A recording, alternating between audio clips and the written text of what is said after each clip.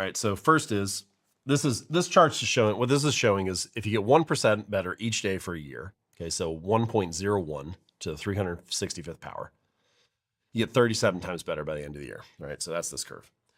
If you get 1% worse, 0.99 to the 365th power, you drive yourself almost all the way down to zero.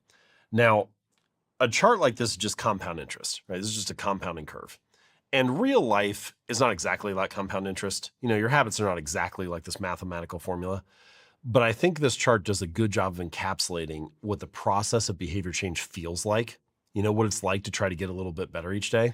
Because two things are true. These are the two things that stand out. First, any compounding curve, the hallmark of any compounding process is all the greatest returns are delayed, right? You are 80% of the way through this curve before it really starts to take off. So all the greatest returns are delayed. The early stuff doesn't feel that impressive. The second is on day one, the separation between 0.99 and 1.01 is very small, right? 1% better or 1% worse is very minor. So on any given day, it's very easy to dismiss, you know, what is the difference between eating something healthy for lunch or eating something unhealthy?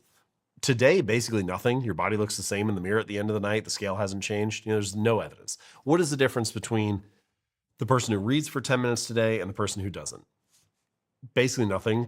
Reading for 10 minutes does not make you a genius.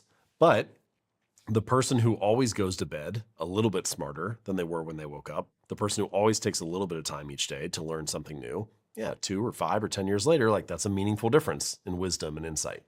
And so you see this same pattern again and again throughout life, which is what starts out small and it's pretty insignificant, easy to dismiss on a daily basis. It compounds, it multiplies, it improves over time. And so the effects of your habits are delayed. Time will magnify whatever you feed it.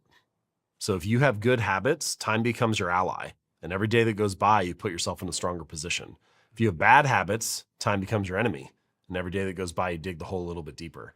And so the real lesson of a chart like this, the real lesson of getting 1% better every day is not to get wrapped up in the number.